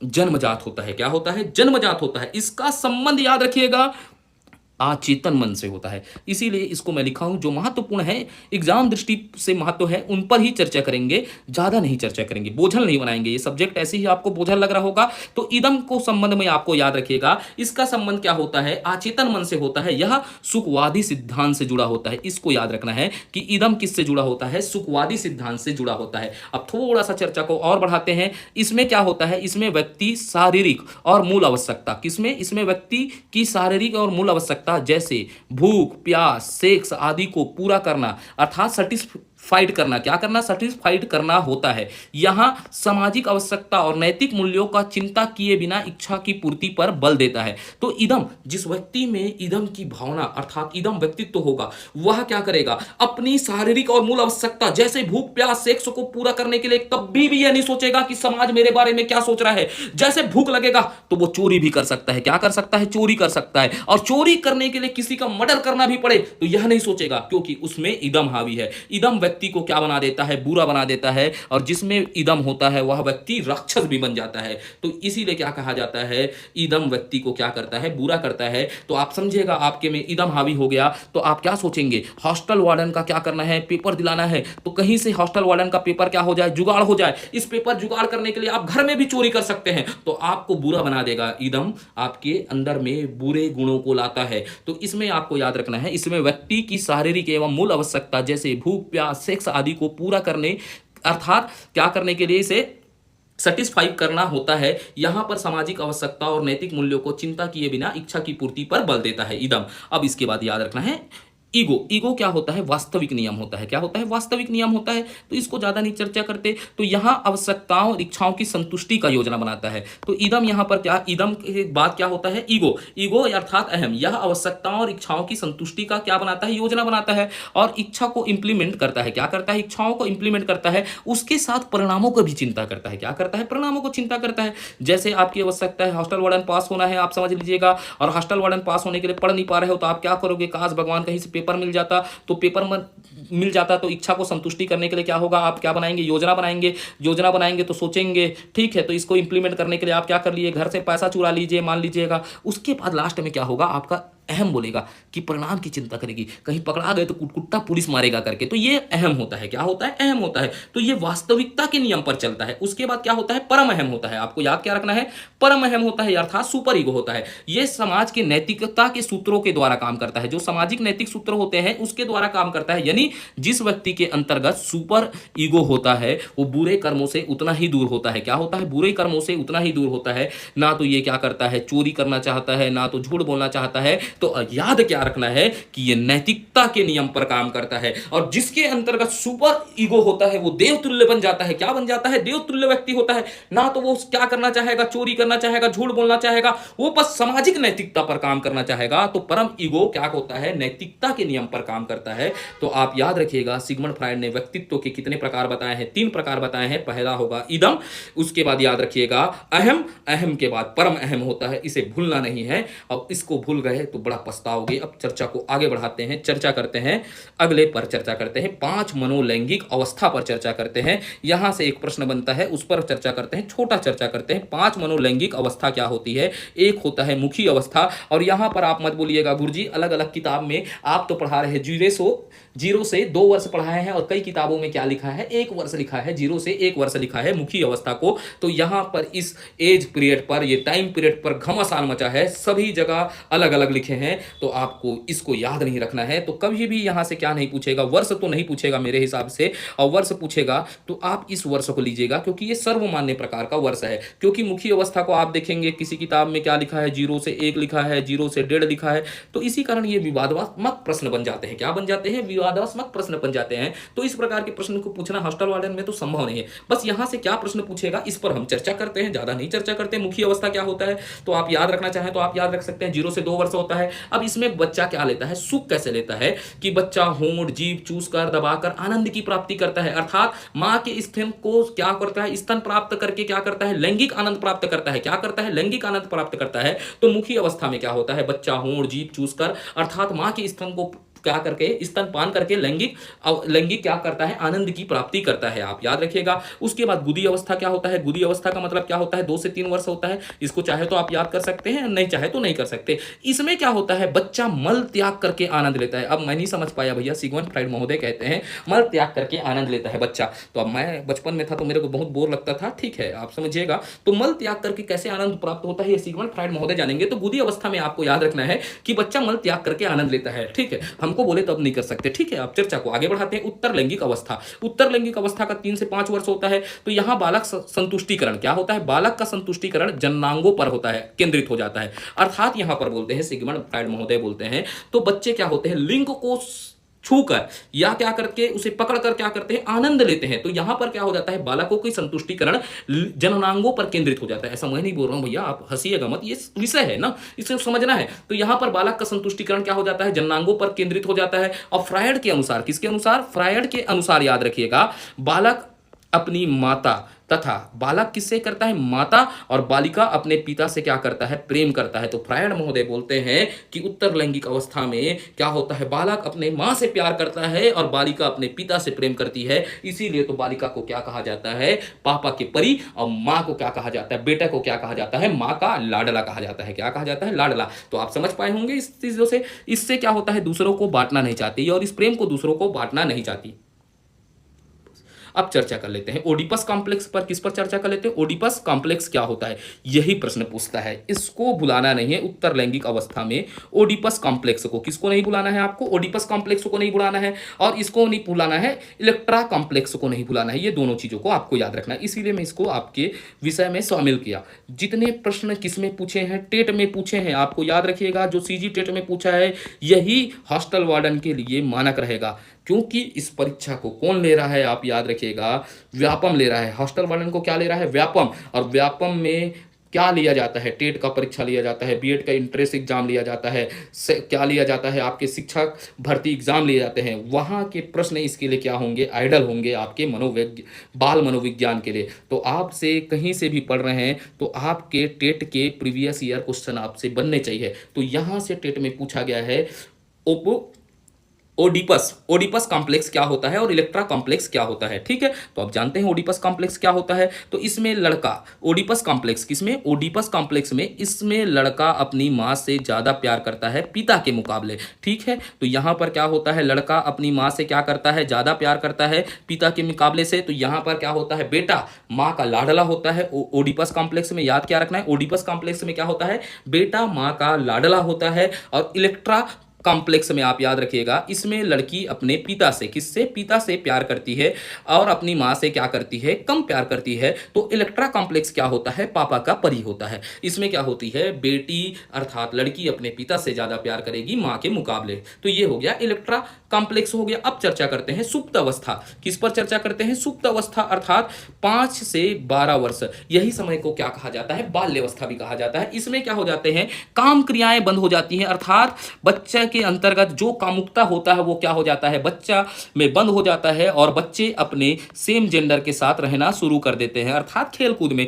यहां पर जो काम वासनाएं आती है ये क्या हो जाती है? बंद हो जाती है। उसके बाद आपको जानना है जननांगी अवस्था। कौन सा? जननांगी अवस्था क्या होता है? तो यहां पर विषम लैंगी क्या हो जाता है? कामुकता ज्यादा हो जाता है, विषम लैंगी भावना आना चालू हो जाते हैं, अर्थात मेल किससे? फीमेल से अट्रैक्ट होता है और फीमेल किससे अट्रैक्ट होता है? याद रखिएगा, मेल से अट्रैक्ट होता है। तो यहां पर विषम लैंगी अवस्था आ जाती है। तो यहां पर झुकाव किसका हो जाता है? मेल का फीमेल पर हो जाता है और फीमेल का मेल पर हो जाता है। और यहां पर समलैंगिक भावना भी आती है। किसमें? जननांगी अवस्था में समलैंगिक भावना आती है, जो आज बढ़ चढ़कर आपके सामने देखने मिलता है इस समाज में। फीमेल टू फीमेल और मेल टू मेल भी भावना आती है। ये ऐसा मैं नहीं बोलता, सिगमंड फ्राइड ने बताया है जननांगी अवस्था पर। तो अब चर्चा को करते हैं आगे सील गुण पर। किस पर चर्चा करते हैं? सील गुण सिद्धांत पर। तो सील गुण सिद्धांत को कितने व्यक्तियों ने दिया है? याद रखिएगा, 2 व्यक्तियों ने सील गुण सिद्धांत दिया है, जिसमें एक होगा आल्फोर्ड का सील गुण सिद्धांत और दूसरा क्या होगा? कैटल महोदय का सील गुण सिद्धांत। तो सील गुण सिद्धांत का प्रतिपादन 2 व्यक्तियों ने किया है, आल्फोर्ड और कैटल महोदय ने किया है। तो सबसे पहले चर्चा करेंगे हम आल्फोर्ड का सील गुण पर। किस पर चर्चा करेंगे? आल्फोर्ड के सील गुण पर, सिद्धांत पर क्या करेंगे? चर्चा करेंगे। तो जानते हैं सबसे पहले सील गुण क्या होता है। तो आल्फोर्ड के सील गुण सिद्धांत पर चर्चा करने से पहले क्या जानते हैं? सील गुण क्या होता है? तो समझेगा, दया, करुणा, प्रेम, सहयोग, नैतिकता आदि सब क्या है? सील गुण है। तो सील गुण क्या है? आचरण और व्यवहार के वे नियम जो समाज, जिन्हें समाज अपने द्वारा क्या देता है? मान्यता देता है, उसे क्या कहते हैं? सील गुण कहते हैं। तो सील गुण क्या है समझ पाए? आचरण और व्यवहार के वे नियम जिन्हें समाज अपनी मान्यता देता है, उसे क्या कहते हैं? सील गुण कहते हैं। तो दया है, इसको समाज क्या देता है? मान्यता देता है। करुणा को भी समाज मान्य देता है। तो आचरण और व्यवहार के वे नियम जिन्हें समाज अपनी मान्यता देता है, उसे क्या कहते हैं? सील गुण कहते हैं। क्या कहते हैं? सील गुण कहते हैं। उसके बाद महत्वपूर्ण चर्चा करते हैं आल्फोर्ड के सील गुण पर चर्चा करते हैं। पहले किस पर चर्चा करते हैं? आल्फोर्ड के सील गुण पर चर्चा करते हैं। तो आल्फोर्ड महोदय के सील गुण को 2 भागों में बांटा गया है। कितने भागों में बांटा गया है? दिमाग में बसाइएगा, 2 भागों में बांटा गया है। कितने भागों में बांटा गया है? 2 भागों में बांटा गया है। पहला होता है सामान्य सील गुण। कौन सा होता है? याद रखिएगा, सामान्य सील गुण। पहले हम चर्चा किस पर कर रहे हैं? आल्फोर्ड पर। उसके बाद चर्चा करेंगे कैटल पर। तो कैटल के सील गुणों को कितने भागों में बांटा गया? पहला प्रश्न पूछेगा तो 2 भागों में आंसर दीजिएगा। कितना भागों में? 2 भागों में। पहला बोलिएगा सामान्य सील गुण। तो सामान्य सील गुण क्या होते हैं? वे सील गुण जो सभी लोग में अनिवार्य रूप से होते हैं, करुणा, दया सभी रूप में अनिवार्य रूप से होते हैं। तो सामान्य सील गुण क्या होते हैं? वे सील गुण जो सभी व्यक्ति में अनिवार्य रूप से होते हैं, जैसे दया का भावना, करुणा का भावना, तो सभी में सामान्य रूप से होता है। तो उसे कौन सा सील गुण कहा जाता है? सामान्य सील गुण कहा जाता है। अब इसमें सबसे ज्यादा महत्वपूर्ण क्या है आपको याद रखना है? व्यक्तिगत सील गुण। तो आल्फोर्ड ने 2 भागों में बांटा। पहला क्या हो गया? सामान्य सील गुण और दूसरा क्या होता है? व्यक्तिगत सील गुण होता है। तो वे सील गुण, क्योंकि हम व्यक्तित्व पढ़ रहे हैं तो आपको क्या याद रखना है? व्यक्तिगत सील गुण को याद रखना है। वे सील गुण जिन्हें व्यक्ति के साथ जोड़ा जाता है। तो इन्हें क्या होता है? वे सील गुण जिन्हें व्यक्ति के साथ जोड़ा जाता है उसे व्यक्तिगत सील गुण कहा जाता है। इन सील गुणों में उस व्यक्ति की विशेषता और गुणों को शामिल किया जाता है। क्या किया जाता है? इन सील गुणों में उस व्यक्ति की विशेषता और गुणों को शामिल किया जाता है। जैसे आप गांधी जी है तो गांधी जी में क्या होता है? सत्य अहिंसा को जोड़ा जाता है ना, इसके गुण को। तो यहां पर क्या होता है? इन सील गुणों में उस व्यक्ति की विशेषता और गुणों को शामिल किया जाता है। और यहां पर एक महत्वपूर्ण तथ्य याद रखिएगा, आल्फोर्ड ने व्यक्तिगत सील गुणों को अधिक महत्व दिया है। किसको? आल्फोर्ड महोदय ने व्यक्तिगत सील गुणों को अधिक महत्व दिया है। और इसकी संख्या क्या बताई है? 18,000 बताई है। कहीं पर कुछ 17,000 समथिंग समथिंग दिखता है, लेकिन आपको क्या याद रखना है? इन्होंने क्या बताया है? 18,000 इनकी संख्या बताई है। तो आल्फोर्ड महोदय ने किसको महत्व दिया है? व्यक्तिगत सील गुणों को अधिक महत्व दिया है। इसकी संख्या क्या बताई है? 18,000 बताई है। अब यहां से आपको याद कर रखना है, क्योंकि व्यक्तिगत सील गुण क्या है? सर्वाधिक महत्व दिया है। तो हमको इस सिलेबस में क्या याद रखना है? व्यक्तिगत सील गुण। चर्चा को आगे विस्तार देते हैं। आल्फोर्ड ने व्यक्तिगत सील गुणों को 3 भागों में बांटा है। तो आपको याद रखना है, परीक्षा दृष्टिकोण से क्या याद रखना है कि आल्फोर्ड ने व्यक्तिगत सील गुणों को कितने भागों में बांटा है? 3 भागों में। पहला क्या होता है? कार्डिनल प्रवृत्ति होता है, दूसरा क्या होता है? केंद्रीय प्रवृत्ति होता है, और तीसरा क्या होता है? गौण प्रवृत्ति होता है। इतना ही याद रखना है। तो चर्चा को समाप्त करते हैं आल्फोर्ड महोदय के सील गुणों पर। अब चर्चा करते हैं कैटल के सील गुणों पर। किस पर चर्चा करेंगे? कैटल के सील गुणों पर। तो जहां आपको पहला महत्वपूर्ण तथ्य याद रखना है, कैटल ने सील गुणों को 2 रूपों में विभाजित किया है। कितने रूपों में विभाजित किया है? 2 रूपों में। तो आपको याद रखना है इन्होंने पहला रूप क्या बताया है, सतही शील गुण, और दूसरा क्या बताया है, मूल शील गुण। तो आपसे प्रश्न पूछेगा कैटल ने शील गुणों को कितने रूपों में विभाजित किया है, तो आपको आंसर क्या देना है, 2 रूपों में। पहला आपको याद रखना है सतही शील गुण होता है और दूसरा कौन सा होता है, मूल शील गुण होता है। अब चर्चा को आगे बढ़ाते हैं, कुछ महत्वपूर्ण तथ्यों पर चर्चा करते हैं। तो कैटल ने प्रमुख शील गुणों की खोज की क्या की, शुरुआत की। तो शुरुआत में इन्होंने आलफोर्ड द्वारा बताए गए 18,000 शील गुणों में से कितने, 18,000, और ये कई किताबों में क्या दिखेगा, 17,953 दिखेगा। कितना दिखेगा, 17,953। तो आपको डरना नहीं है। तो आपको क्या याद रखना है, कैटल ने शील गुणों की खोज की शुरुआत की। तो शुरुआत में आलफोर्ड द्वारा बताए गए 18,000 शील गुणों में से 4500 शील गुणों का चुनाव किया। कितने शील गुणों का चुनाव किया, 4500। जो आलफोर्ड महोदय ने क्या बताया था, 18,000 शील गुण, उस शील गुणों में से कैटल ने 4500 शील गुणों का चुनाव किया। उसके बाद आपको याद रखना है कैटल ने शील गुणों को कई ढंगों से विभाजित किया। कैटल ने क्या किया, शील गुणों को कई ढंगों से विभाजित किया और बाद में इसकी संख्या कितनी कर दी, 35 कर दी। तो आपके लिए महत्वपूर्ण तथ्य क्या है, अंत में कैटल ने शील गुणों की संख्या कितनी की, 35 की है करके आपको याद रखना है। कितनी की है, 35 की है। उसके बाद आपको याद क्या रखना है कि कैटल ने सतही शील गुण को, किसको, कैटल ने सतही शील गुण को शील गुणों का सूचकांक कहा है। यह महत्वपूर्ण प्रश्न बन सकता है। तो आपको याद रखना है कैटल ने सतही शील गुणों को शील गुणों का क्या कहा है, सूचकांक का है। अब कैटल के अनुसार याद रखिएगा, किसके अनुसार, कैटल के अनुसार 23 मूल शील गुण, किसमें, 23 मूल शील गुण सामान्य व्यक्तियों में पाए जाते हैं। तो कैटल महोदय क्या बताते हैं, 23 मूल शील गुण किसमें पाए जाते हैं, सामान्य व्यक्ति में पाए जाते हैं। वैसे ही आपको याद रखना है 12 मूल शील गुण असामान्य व्यक्तियों में पाए जाते हैं। किसमें, असामान्य व्यक्तियों में कितने मूल शील गुण पाए जाएंगे, 12 मूल शील गुण पाए जाएंगे। तो आपसे प्रश्न पूछेगा सामान्य व्यक्तियों में कितने शील गुण पाए जाते हैं, तो आपको आंसर देना है 23 मूल शील गुण पाए जाते हैं करके आपको याद रखना है। अब चर्चा को आगे बढ़ाते हैं।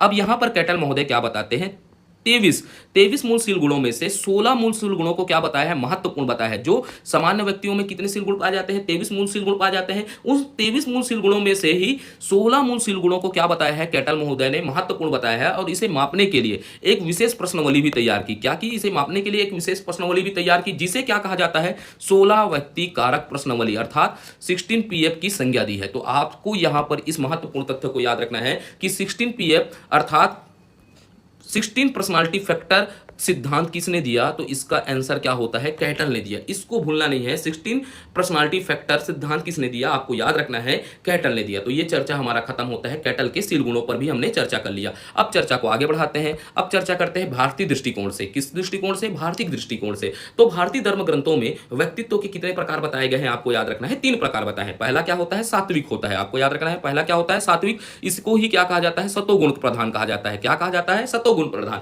और जिस व्यक्ति में सात्विक और सतोगुण प्रधान होता है वह व्यक्ति कैसा होता है, सज्जन होता है। आपको याद रखना है क्या होता है, संस्कारी होता है, धार्मिक प्रवृत्ति का होता है, सरल होता है और नम्र होता है। तो जिस व्यक्ति के व्यक्तित्व में क्या होगा, सतोगुण की प्रधानता होती है, वह कैसा होता है, सज्जन होता है, संस्कारी होता है और क्या होता है, धार्मिक प्रवृत्ति का होता है। आपको याद रखना है। उसके बाद दूसरा क्या बताया है इसने, रासिक। क्या बताया है, रासिक। रासिक को क्या कहा जाता है, रजोगुण। और जिस व्यक्ति में रजोगुण की प्रधानता होती है वह कैसा होता है, कर्म प्रधान, उत्साही, वीर, क्रियाशील होता है। आपको याद रखना है। उसके बाद आपको याद रखना है अंतिम क्या होता है, तामसिक। इसको क्या कहा जाता है, तमोगुण। और जिस व्यक्ति में तमोगुण की प्रधानता होती है वह व्यक्ति कैसा होता है, नकारात्मक। नकारात्मक का मतलब होता है आलसी होता है, अकर्मण्य होता है, निराशावादी होता है। तो भारतीय धर्म ग्रंथों में व्यक्तित्व के कितने प्रकार बताए गए हैं, 3 प्रकार। पहला याद रखिएगा, सात्विक, रासिक, तामसिक होता है। अब उसके बाद चर्चा कर लेते हैं चरक संहिता के अनुसार। किसके अनुसार, चरक संहिता के अनुसार इन्होंने बताया है वात, पित्त, कफ बताया है। क्या बताया है, वात, कफ, पित्त। अर्थात आयुर्वेद के आधार से व्यक्तित्व के प्रकार कितने होंगे, 3 प्रकार के होगा। एक होता है वात होता है, पित्त होता है और कफ होता है। तो ये चर्चा को समाप्त करते हैं। हमने चर्चा किस पर कर लिया, पूरा भारतीय दृष्टिकोण पर भी चर्चा कर लिया। अब चर्चा करते हैं मानवतावादी सिद्धांत। तो इसको आपको कमेंट करके बताना है कि मानवतावादी सिद्धांत किसने दिया, क्योंकि इसे मैं शुरुआती वीडियो में पढ़ाया हूं। तो आप इसको कमेंट करके बताइएगा मानवतावादी सिद्धांत क्या है। अब चर्चा को आगे बढ़ाते हैं। क्या करते हैं, चर्चा को आगे बढ़ाते हैं। तो व्यक्तित्व के मापन पर चर्चा करेंगे। किस पर चर्चा करेंगे, हम व्यक्तित्व के मापन पर चर्चा करेंगे, जिसे हम एग्जाम दृष्टिकोण से चर्चा करेंगे।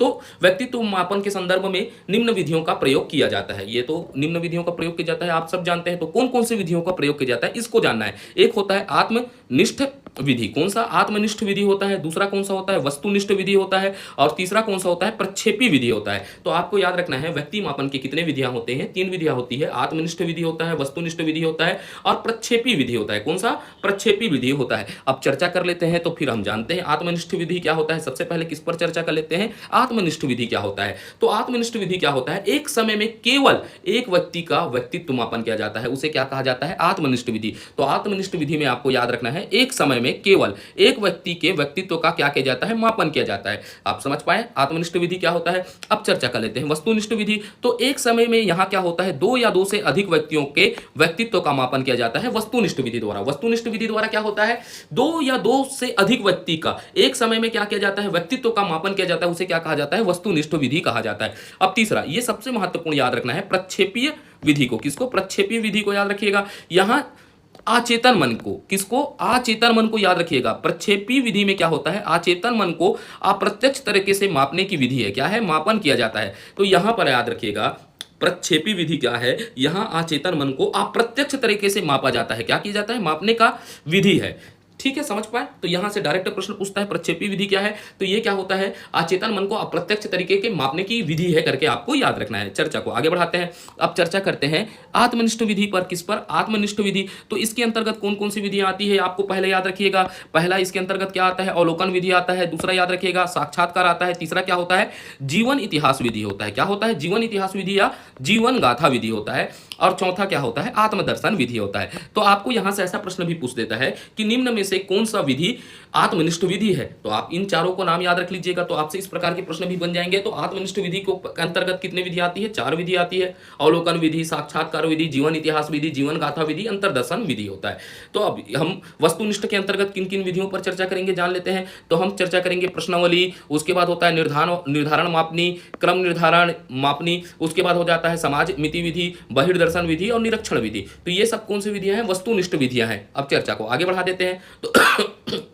तो थोड़ा सा जान लेते हैं प्रक्षेपी विधि के अंतर्गत कौन कौन सा आता है, सहचार्य विधि आता है, रचना आपूर्ति प्रविधि आता है, क्रम प्रविधि आता है, और इन सब प्रकार के क्या होते हैं, प्रविधियां आते हैं करके। तो इसको एक एक करके हम चर्चा करेंगे। समय ज्यादा विस्तार नहीं करते क्योंकि इसको मैं बोलते रहूंगा तो समय आगे और बढ़ेगा। ठीक है, तो चर्चा करते हैं सबसे पहले आत्मनिष्ठ विधि। किस पर चर्चा करते हैं, आत्मनिष्ठ विधि। तो मैंने बता दिया है आत्मनिष्ठ विधि क्या होता है, एक समय में एक व्यक्ति का क्या किया जाता है, व्यक्तित्व का परीक्षण किया जाता है। तो सबसे पहले चर्चा करेंगे आत्मनिष्ठ विधि के अंतर्गत अवलोकन विधि पर चर्चा करेंगे। किस पर चर्चा करेंगे, अवलोकन विधि पर। तो ये देखिएगा मैडम क्या कर रही है, बच्चों का अवलोकन कर रही है कि बच्चे किस प्रकार व्यवहार कर रहे हैं। तो ये अवलोकन कैसे करेगी मैडम, समझिएगा। तो अवलोकन के लिए अपने 5 इंद्रियों के माध्यम से, किसके माध्यम से, ये 5 इंद्रियों के माध्यम से बच्चों का क्या कर रही है, अवलोकन कर रही है। तो अवलोकन विधि क्या होता है, याद रखिएगा, जब हम अपने 5 इंद्रियों आंख, नाक, कान, जीभ, त्वचा के द्वारा व्यक्तित्व का क्या करते हैं, अवलोकन करते हैं। किसका, व्यक्तित्व का अवलोकन करते हैं। इसे क्या कहा जाता है, अवलोकन विधि कहा जाता है। कौन सा विधि कहा जाता है, अवलोकन विधि कहा जाता है। और इसके संदर्भ में मैं आपको याद रखना है,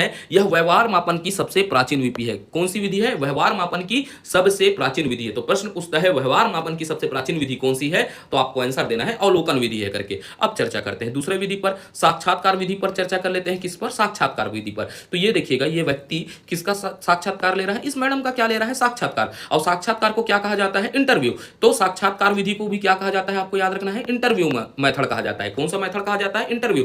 तो यहां से ये व्यक्ति इसे क्या पूछेगा, प्रश्न पूछेगा। क्या पूछेगा, मैडम से प्रश्न पूछेगा। तो साक्षात्कार विधि में आपको क्या याद रखना है, यहां पर मौखिक प्रश्न पूछेगा, क्योंकि ये आमने सामने बैठकर लिया जा रहा है। तो यहां आपको क्या रखना है कि साक्षात्कार विधि क्या हो जाता है, एक दूसरे के सामने प्रत्यक्ष बैठकर लिया जाने वाला विधि है। तो आप समझ पाए साक्षात्कार विधि क्या होता है। तो यह एक मौखिक विधि है, इसे इंटरव्यू मेथड कहते हैं। जब हम जॉब के लिए इंटरव्यू देने जाते हैं तो साक्षात्कार विधि के अंतर्गत आता है। यहां एक दूसरे के सामने बैठकर प्रत्यक्ष रूप से ली जाने वाली विधि है। अब ये इससे प्रश्न पूछेगा और इस मैडम का व्यक्तित्व को क्या करने का प्रयास करेगा, जानने का प्रयास करेगा। तो ये साक्षात्कार विधि है, समझ पाए। तो साक्षात्कार विधि में आपको याद रखना है, ये मौखिक विधि होता है, यह एक दूसरे के सामने प्रत्यक्ष बैठकर ली जाने वाली विधि है। आप सब जानते हैं, इसको बताने की भी जरूरत भी नहीं है। अब इसके बाद क्या होता है, अगला जानते हैं जीवन इतिहास विधि या जीवन गाथा विधि। कौन सा, जीवन इतिहास विधि या जीवन गाथा विधि। इसके संदर्भ में आपको सीधा याद रखना है, इसके प्रवर्तक को याद रखिएगा। यहाँ आईएमपी तथ्य क्या है, इसका प्रवर्तक होता है। क्या होता है, प्रवर्तक होता है। थोड़ा सा मैं पढ़ देता हूं क्या होता है करके। अगर आपको किसी व्यक्ति के व्यक्तित्व को, किसको, किसी व्यक्ति के व्यक्तित्व को जानना है तो आप उस व्यक्ति के संपूर्ण जीवन का अध्ययन कीजिए, जिसे क्या कहा जाता है, जीवन इतिहास विधि कहा जाता है। तो आपको क्या करना है, किसी व्यक्ति के व्यक्तित्व को जानना है तो आपको पूरा उसके जीवन को अध्ययन करना है कि उसका अतीत कैसे था, पास्ट कैसे थे, उसके परदादा कैसे थे। तो इसे क्या कहा जाता है, जीवन इतिहास विधि कहा जाता है। तो यहाँ का आपको याद रखना है, जब किसी व्यक्ति के व्यवहार में विलक्षण क्या आ जाता है, विलक्षण आ जाता है या सामान्य व्यक्ति से अलग व्यवहार करता है, तब इस विधि का प्रयोग किया जाता है। तो आपको क्या याद रखना है, इसमें बस आपको याद रखना है जीवन इतिहास विधि के अंतर्गत इसके प्रवर्तक कौन है करके याद रखिए। रखिएगा टाइड मैन है। क्या है? टाइड मैन है करके याद रखिएगा। अब चलते हैं अगले विधि पर, अंतर्दर्शन विधि। कौन सा दर्शन विधि पर चर्चा करते हैं? अंतर्दर्शन विधि क्या होता है? कौन सा? अंतर्दर्शन विधि। तो अंतः का मतलब क्या होता है? अपने अंदर का के बारे में जानना। किसके बारे में जानना? अपने अंदर के बारे में जानने की कोशिश करना अंतर्दर्शन विधि कहलाता है। कौन सा विधि कहलाता है? अंतर्दर्शन विधि। तो आप सोचिएगा, मैं अंदर से कैसा हूं, मैं बुरा हूं, अच्छा हूं, मेरा व्यक्तित्व कैसा है, तो इसे क्या कहा जाएगा? अंतर्दर्शन विधि कहा जाएगा। अब इसके याद रखना है कि इसके प्रवर्तक कौन है? विलियम वुंट है। कौन है? याद रखिएगा, विलियम वुंट है अंतर्दर्शन विधि के प्रवर्तक। इसे मैं बहुत गहनता से चर्चा किया हूं शुरुआती दौर पर। अब चर्चा करते हैं वस्तुनिष्ठ विधि। कौन से विधि पर चर्चा करते हैं? वस्तुनिष्ठ विधि। तो वस्तुनिष्ठ विधि के अंतर्गत सबसे पहले चर्चा करेंगे प्रश्नावली विधि पर। किस पर चर्चा करेंगे? प्रश्नावली विधि पर। तो यहां से आपको डायरेक्ट प्रश्न पूछता है, इसको याद रखना है। इस विधि को किसने दिया? तो इस विधि को किसने दिया? आर.एस. वुडवर्थ ने दिया। किसने दिया है करके याद रखिएगा, प्रश्नावली विधि को आर.एस. वुडवर्थ ने दिया। यह एक लिखित विधि है। कैसी विधि है? लिखित विधि है करके याद रखिएगा। तो प्रश्नावली विधि के संदर्भ में पहला प्रश्न क्या बनता है? इस विधि को किसने दिया? आर.एस. वुडवर्थ ने दिया। आपको याद रखना है। उसके बाद याद रखना है, यह एक लिखित विधि होती है। क्या होती है? यह एक लिखित विधि होती है। यहां अध्यापक द्वारा बच्चों को क्या दिया जाता है? कुछ प्रश्न दिया जाता है। क्या दे देते हैं? कुछ प्रश्न दे देते हैं और उनको बोला जाता है कि इसे घर से आप सॉल्व करके आइए। क्या?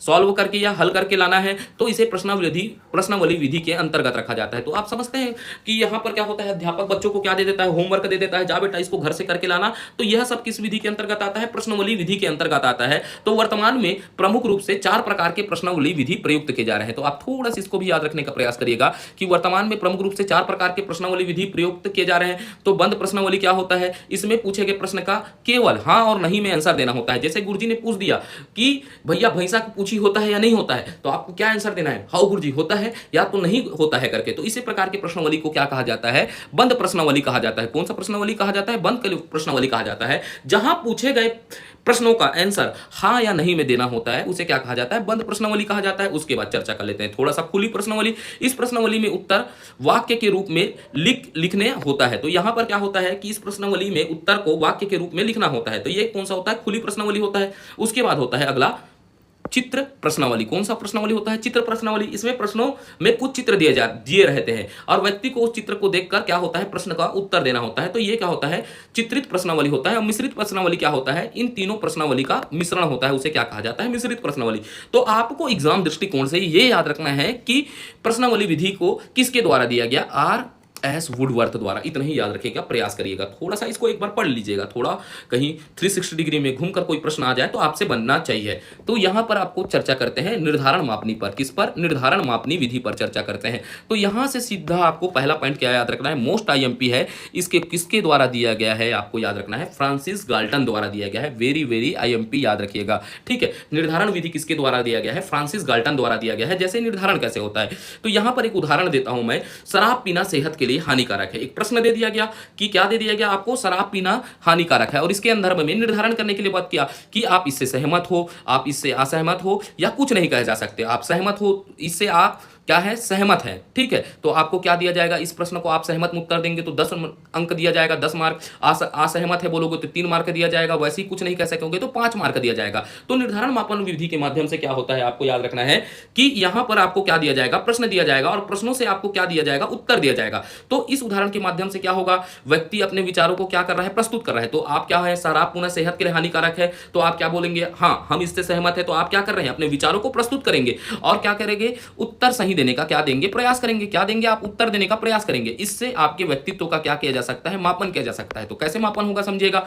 शराब पुनः सेहत के लिए हानिकारक है, तो आपने क्या कह दिया? सहमति दे दिया। तो आपका व्यक्तित्व कैसा है? अच्छा व्यक्तित्व है, क्योंकि आप जान रहे हैं कि शराब क्या है? हानिकारक है। वैसे कोई बोल दिया मैं असहमत हूं, शराब पीने सेहत के लिए हानिकारक नहीं होता, बोल दिया, तो आप इसके व्यक्तित्व का निर्धारण कर सकते हैं या नहीं कर सकते हैं कि यह व्यक्ति एल्कोहल के प्रति क्या है? समर्पित है करके। तो यह होता है निर्धारण मापनी विधि। तो निर्धारण मापनी विधि में आपको याद रखना है फ्रांसिस गाल्टन द्वारा दिया गया। किसके द्वारा दिया गया? फ्रांसिस गाल्टन द्वारा। समझ पाए होंगे? समझेंगे नहीं तो आप इसको याद बस कर दीजिएगा कि निर्धारण मापन विधि किसके द्वारा दिया गया? फ्रांसिस गाल्टन द्वारा दिया गया। इधर का बाकी चीज नहीं पूछता, समझाने के लिए है। ठीक है, तो निर्धारण मापनी के बाद होता है क्रम निर्धारण विधि। ठीक है, तो क्रम निर्धारण विधि के बारे में आपको याद रखना है। क्रम निर्धारण मापनी विधि का जनक कौन है? अर्थात जनक कौन है? याद रखिएगा, लुईस थर्स्टन है। क्या है? क्रम निर्धारण विधि के जनक कौन है? लुईस थर्स्टन है। ये याद रखना है, वेरी वेरी आईएमपी है, इसी को याद रखिएगा। ठीक है, अब इसके बारे में और कुछ याद नहीं रखेंगे तब भी से चलेगा लेकिन आपको याद रखना है कि क्रम निर्धारित मापन विधि का जनक कौन है, लुईस थर्स्टन है। तो थोड़ा सा चर्चा कर लेते हैं इस विधि के संदर्भ में। जब व्यक्ति के गुण और अवगुणों को क्रम निर्धारण करते हैं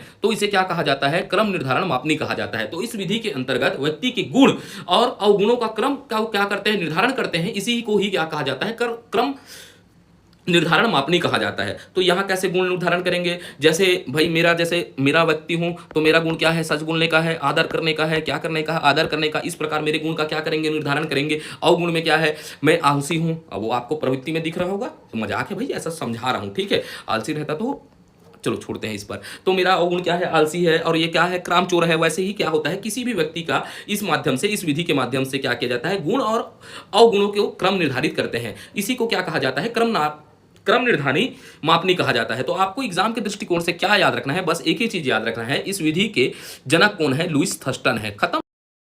अब चर्चा करते हैं समाज मिति विधि पर। किस पर चर्चा करते हैं, समाज मिति विधि पर। तो यहां आपको याद रखना है, यह विधि जे.एल. मेरिनो द्वारा दिया गया। किसके द्वारा दिया गया, याद रखना है, जे.एल. मेरिनो द्वारा दिया गया। तो इस विधि के अंतर्गत क्या होता है, जब किसी व्यक्ति के व्यक्तित्व के बारे में अन्य व्यक्ति से पूछा जाता है, किससे पूछा जाता है, अन्य व्यक्ति से पूछा जाता है, या समाज द्वारा क्या किया जाता है, अध्ययन किया जाता है, तो इसे क्या कहा जाता है, समाज मिति विधि कहा जाता है। कौन सा मिति विधि कहा जाता है, समाज मिति विधि कहा जाता है। जैसे समझेगा, ये लड़का है, कोई लड़की देखने गया, तो ये क्या करेगा, लड़की के बारे में अन्य व्यक्तियों से पूछेगा। वैसे ही लड़की पक्ष वाले लड़के के बारे में अन्य व्यक्तियों से पूछेंगे कि यह दाने दाने में केसर का दम यूज करता है या नहीं करता है। तो इसे कौन सा विधि कहा जाएगा, समाज मिति विधि कहा जाएगा। तो समाज विधि में आपको क्या याद रखना है, यह विधि जे.एल.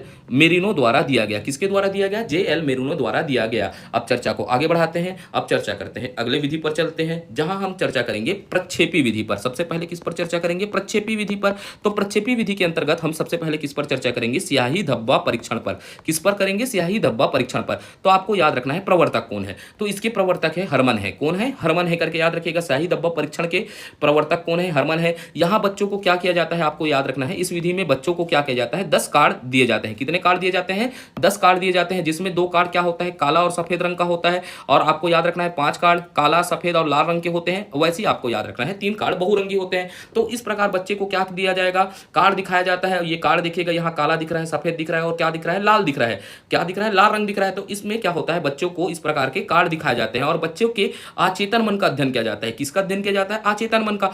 अब इसको बच्चे देखेंगे तो कई बच्चे क्या बोलेंगे, यहाँ पर क्या बना हुआ दिख रहा है गुरुजी, हाथी बना दिख रहा है। कई बच्चे इसको बोलेंगे घोड़ा बना दिख रहा है। लेकिन वास्तव में क्या नहीं होता, इसमें किसी प्रकार का भी क्या नहीं होता, कुछ ऐसा नहीं होता कि यहां पर हाथी का चित्र बना है, घोड़े का चित्र बना है। तो बच्चा क्या करता है, अपने अचेतन मन से कल्पना करता है इन कार्डों को देखकर। तो इसी को क्या कहा जाता है, स्याही धब्बा परीक्षण कहा जाता है। क्या कहा जाता है, स्याही धब्बा परीक्षण। तो इस संदर्भ में आपको बस याद क्या रखना है, इसके प्रवर्तक को याद रखिएगा, हरमन है। और यहां पर कितने कार्ड दिए जाते हैं, याद रखिएगा 10 कार्ड, जिसमें 2 कार्ड क्या होता है, काला और सफेद रंग का होता है। 5 कार्ड क्या होता है, काला सफेद लाल होता है। वैसे याद रखिएगा 3 क्या होता है, बहुरंगी होता है करके। तो ये खत्म होता है, स्याही धब्बा परीक्षण खत्म होता है। अब चर्चा करते हैं प्रासंगिक अंतर बोध परीक्षण पर। किस पर चर्चा करते हैं, प्रासंगिक अंतर्बोध परीक्षण पर, जिसे क्या कहा जाता है, TAT कहा जाता है। क्या कहा जाता है, TAT, थीमेटिक अपरसेप्शन टेस्ट कहा जाता है। क्या कहा जाता है, थीमेटिक अपरसेप्शन टेस्ट कहा जाता है। तो यहां आपको क्या याद रखना है, सिर्फ इसके प्रवर्तक को याद रखना है। इस विधि के प्रवर्तक कौन है, CD मॉर्गन है। कौन है, CD मॉर्गन है, और HA मूरे हैं, आपको याद रखना है। तो प्रासंगिक अंतर्बोध परीक्षण के प्रवर्तक कौन है, CD मॉर्गन और HA मोरे हैं करके याद रखिएगा। इन्होंने कार्डों की संख्या ली थी, कितनी कार्ड ली थी, आपको याद रखना है, 31 कार्ड ली थी, जिसमें 30 कार्ड रंगीन होते हैं। तो ये इस परीक्षण के अंतर्गत क्या है कि इन्होंने कितने कार्ड लिए थे, बताइएगा। कार्डों की संख्या कितनी ली थी, 31 ली थी, और 31 में क्या थे, 30 रंगीन कार्ड होते हैं, और एक क्या होता है कार्ड, याद रखिएगा, सादा या बगैर रंग का होता है। तो ये खत्म होता है हमारा प्रासंगिक अंतर्बोध परीक्षण भी खत्म होता है। अब चर्चा को आगे बढ़ाते हैं, बालक अंतर्बोध परीक्षण पर चर्चा करते हैं। किस पर चर्चा करते हैं, बालक अंतर्बोध परीक्षण पर चर्चा करते हैं। इसे क्या कहा जाता है, CAT अर्थात चिल्ड्रन अपरसेप्शन टेस्ट कहा जाता है। क्या कहा जाता है, चिल्ड्रन अपरसेप्शन टेस्ट कहा जाता है। अब इस पे क्या होता है, इस विधि के प्रवर्तक कौन है करके याद रखिएगा, लियोपोल्ड। क्या है, लियोपोल्ड बेलक है करके याद रखिएगा। तो इसमें आपको क्या याद रखना है, इस विधि के क्या है, प्रवर्तक कौन है, लियोपोल्ड बेलक है। इसमें कार्डों की संख्या कितनी है, आपको याद रखना है, 10 बताई गई है। कितनी बताई गई है, 10 बताई गई है। उसके बाद आप चर्चा कर लेते हैं वरिष्ठ अंतःबोध परीक्षण पर। किस पर, वरिष्ठ अंतःबोध परीक्षण पर। तो इस विधि विधि के प्रवर्तक याद रखिएगा लियोपोल्ड बेलक है। क्या है? लियोपोल्ड बेलक है। अब इसमें याद रखना है कार्डों की संख्या कितनी है? 16 बताई गई है। क्या बताई गई है? इसमें कार्डों की संख्या 16 होती है करके आपको याद रखना है। तो ये चर्चा समाप्त होता है हमारा पूरा व्यक्तित्व के परीक्षण पर। किस पर? व्यक्तित्व एवं व्यक्तित्व के मापन टॉपिक पूरा क्या होता है? समाप्त होता है। तो धन्यवाद, मिलते हैं अगले वीडियो में। अगर आपको वीडियो अच्छा लगता है तो आप चाहे तो लाइक कर सकते हैं, शेयर कर सकते हैं। आपको बताना है कमेंट करके कि यह प्रयास आपको कैसा लगा करके। धन्यवाद। जय हिंद, जय भारत, जय छत्तीसगढ़।